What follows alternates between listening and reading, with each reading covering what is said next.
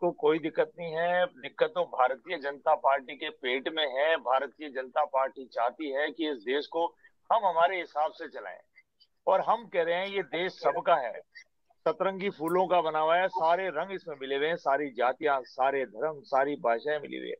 सबकी राय लीजिए, सभी पॉलिटिकल पार्टियों की राय लीजिए, फिर कोई निर्णय करिए। हम आपके साथ खड़े हैं। विनेश फोगाट वाले मामले में तो इनसे बोला नहीं जा रहा है।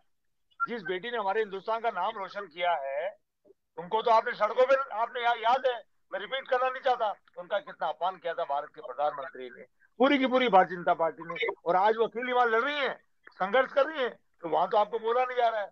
उस मुद्दे पे पूरी संसद 2-3 दिन तक पूरा पखवाड़ा पखवाड़ा अगर पेरिस ओलंपिक पे लगाते तो निश्चित तौर पे हमारे जो खिलाड़ी वहां संघर्ष कर रहे हैं उनको लाभ मिलता। लेकिन कोई बात नहीं, वक्फ बोर्ड का मामला भी आया है कि उसमें संशोधन करना चाहते हैं, अमेंडमेंट करना चाहते हैं। वक्फ का मतलब होता है, मीना जी, मैं भारतीय जनता पार्टी को बताना चाहता हूं, उर्दू का शब्द है दान दिया हुआ जो संपत्ति है उसको वक्फ बोलते हैं। 1954 से चलता आ रहा है। अब भारतीय जनता पार्टी की सबसे उसके ऊपर नजर है, क्योंकि रेलवे के बाद और मिलिट्री के बाद सबसे बड़ी संपत्ति, सबसे बड़ी जमीन उसके पास। भारतीय जनता पार्टी की निगाहें उस पर है।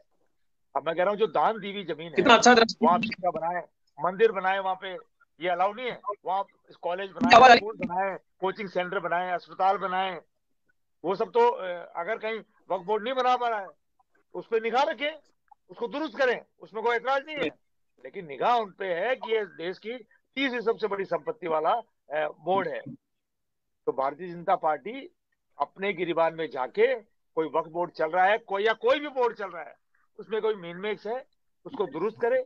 एक एक तरफ देश को मत लेके जाए। हम बार बार कहते हैं भारतीय जनता पार्टी की नजर वक्फ बोर्ड की संपत्ति पर है आपके मुताबिक, लेकिन जो बात जगदीश शर्मा जी ने कही, राजकुमार शर्मा जी, आपको लगता है कि वक्फ बोर्ड के पास जितनी संपत्ति है उसका सही सदुपयोग उस मकसद के साथ हो रहा है जिस मकसद से उन्हें दी गई थी?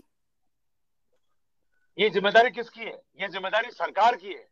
चाहे वो राज्य सरकार हो, चाहे केंद्र सरकार हो, उनके आने वाले अधीन आने वाला कोई भी डिपार्टमेंट हो, कोई भी बोर्ड हो, अगर वो प्रॉपर काम नहीं कर रहा है उसको प्रॉपर काम कराइए।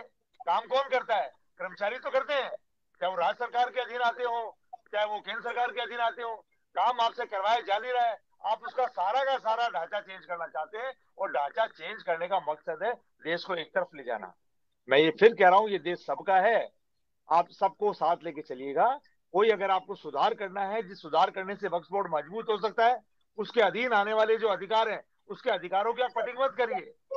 राजकुमार शर्मा जी, राजकुमार शर्मा जी, जब ढांचे की बात आती है तो समय की जरूरत के